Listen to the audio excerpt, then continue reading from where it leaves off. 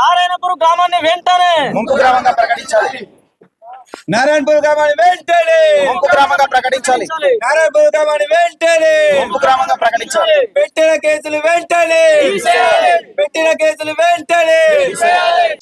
అన్న, ఇక్కడ కాన్స్టిట్యున్సీలో గంగాధర మండల్ నారాయణపూర్ గ్రామ పంచాయతీ పరిధిలో ఉన్నా. ఇక్కడ ముంపు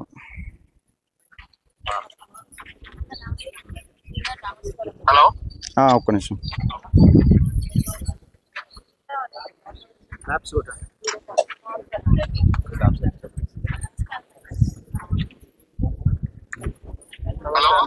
రైట్ అన్న, ఇక్కడ గ్రామస్తులతో ఉన్నా అన్న. నమస్తే అన్న. నమస్కారం అందరికి నమస్కారం. మీ విషయం నా దగ్గర దాకా వచ్చింది.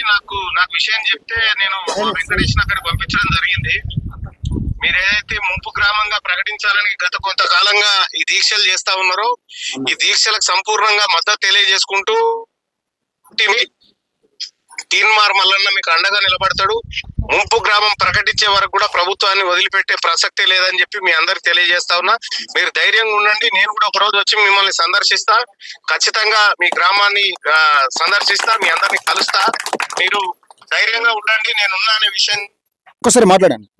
మాట్లాడు. నమస్తే అన్న. హలో, వాయిస్ కట్ అవుతుంది. నమస్తే అన్న. నమస్తే అన్న. నమస్తే అన్న, చెప్పండి అన్న.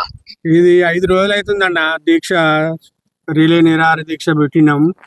ఇక అన్ని కార్యక్రమాలు చేసుకుంటూ వచ్చినాం.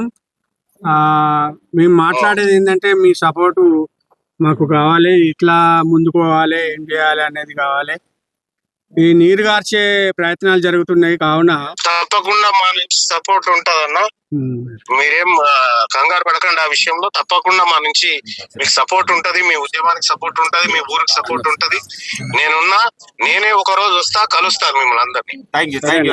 అన్న ఒకసారి మీరు మాత్రం కంపల్సరీ నారాయణపూర్ విజిట్ చేసి మాకు మద్దతు తెలిపి కంపల్సరీ మా సమస్య పరిష్కరించే విధంగా మీరు ఆలోచన చేయాలి. దయచేసి ఒకసారి తొందరగా రాగలని మా నారాయణపూర్ గ్రామ ప్రజలందరూ మీరు రాక కోసమే వెయిట్ చేస్తున్నారన్న. మీరు అనుకుంటే అయిపోతుంది అన్న. ఒక్కసారి మీరు అనుకొని రావాలి. ఒక్కసారి వచ్చి నారాయణపూర్ విజిట్ చేయండి అన్న. మాట్లాడితే మా ప్రాబ్లం సాల్వ్ అవుతుంది అన్న.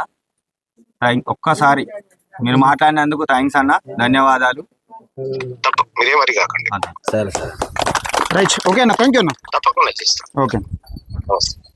తీన్మార్ మల్లన్న గారితో మాట్లాడడం జరిగింది. అలాగే ఇక్కడ నారాయణపూర్ గ్రామస్తులు భయపడుతున్న నేపథ్యం ఏంటంటే ఇక్కడ వీళ్ళపైన అక్రమ కేసులు బనాయిస్తున్నారు, అలాగే భయభ్రాంతులు గురి చేసే ప్రయత్నం చేస్తున్నారని, ఎవరు ఎక్కువ మాట్లాడితే వాళ్ళపైన కేసులు పెట్టే ప్రయత్నం చేస్తున్నారని ఒక ఆరోపణలు చేస్తూ ఉన్నారు. గౌరవ ఎమ్మెల్యే మేడిపల్లి సత్యం గారు కూడా నేను ఒకటే చెప్తా ఉన్నా, ఈ అక్రమ కేసు ఈ కేసులు అయితే ఏవైతున్నాయో సరే, మీరు పెట్టించినా పెట్టేయకున్నా మీ గ్రామ పంచాయతీ సర్పంచ్ కాబట్టి, మీ కాంగ్రెస్ పార్టీకి సంబంధించిన సర్పంచే కాబట్టి మీరు పెట్టించిన కిందకే వస్తుందని వీళ్ళు చెప్తా ఉన్నారు.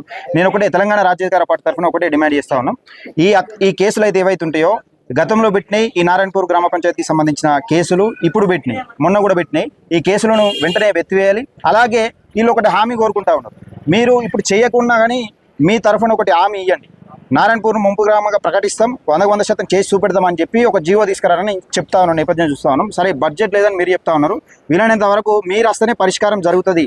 ఇది గౌరవ ఎమ్మెల్యే మేడిపల్లి సత్యం గారు వచ్చి మమ్మల్ని ఒక బలమైన హామీ ఇచ్చి దీన్ని తీసుకెళ్తే మేము దీన్ని లేపి ప్రయత్నం చేస్తాం. కానీ ఎట్టి పరిస్థితుల్లో కూడా ఈ భయభ్రాంతులకు గురి చేసి కేసులు పెడతామని చెప్పి ఒకరిని తీసుకుపోయే ప్రయత్నం చేస్తే మాత్రం మేము పోతే గ్రామం మొత్తం పోతామని చెప్తున్నారు, లేకపోతే ఉంటే గ్రామం మొత్తం ఇక్కడనే ఉంటాం, కానీ మమ్మల్ని విడగొట్టే ప్రయత్నం చేద్దామని ఈ నారాయణపూర్ గ్రామస్తులు చెప్తా ఉన్నారు. ఈ రోజు మాట్లాడినాం. అలాగే గౌరవ ఎమ్మెల్సీ తీన్మార్ మల్లన్న గారి దృష్టికి కూడా తీసుకెళ్ళినాం, ఎందుకంటే మంత్రి గారి దృష్టికి తీసుకెళ్తారన్న నేపథ్యంలో దృష్టికి తీసుకెళ్ళినాం.